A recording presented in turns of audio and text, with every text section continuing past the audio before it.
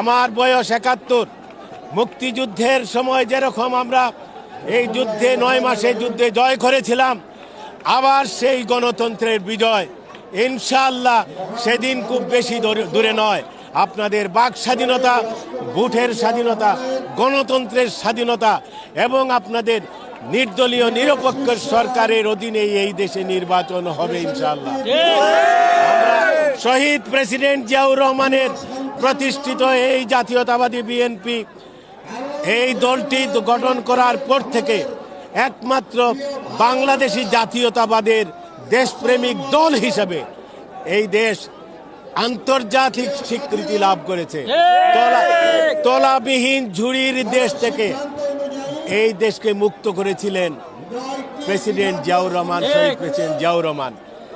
আজকে বেগম খালেদা জিয়া, আমাদের দেশনেত্রী বেগম খালেদা জিয়া তিনবারের সফল প্রধানমন্ত্রী, মুক্তিযোদ্ধা মন্ত্রণালয়ের যিনি প্রতিষ্ঠা করেছিলেন, আজকে তাকে নির্বিচারে কারাগারে থাকতে হচ্ছে। মিথ্যা ষড়যন্ত্র মামলা তাকে নিক্ষিপ্ত করা হয়েছে এবং এইভাবে যদি নির্যাতন করে তাকে জেলে পুরে রাখা হয়, মিথ্যা মামলায় আটকে রাখা হয়, এই দেশের আজকে দেখেন, আজকে লক্ষ লক্ষ মানুষ একই উচ্চারণ করছে, আমাদের গণতন্ত্রের মাতা, গণতন্ত্রের মা দেশনেত্রী বেগম খালেদা জিয়াকে মুক্ত না করা পর্যন্ত এদেশে শান্তি আসবে না।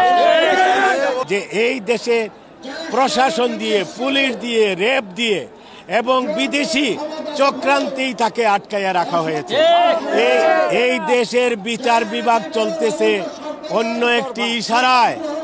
বিচার বিভাগ স্বাধীনতা নয়। বিচার বিভাগ যদি যেদিন স্বাধীনতা হয়ে যায়, সব মিথ্যা মামলা উঠে যাবে ইনশাআল্লাহ।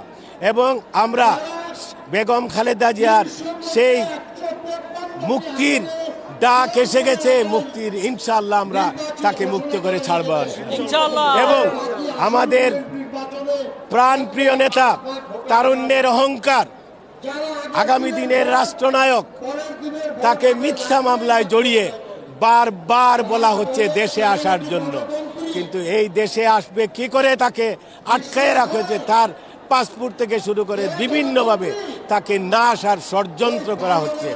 এবং আজকে যদি আমরা এখান থেকে দাবি করি যে আমাদের নেতা দেশে আসার জন্য, ইনশাআল্লাহ উনি দেশে আসবে। তবে হ্যাঁ, আমরা বিশ্বাস করি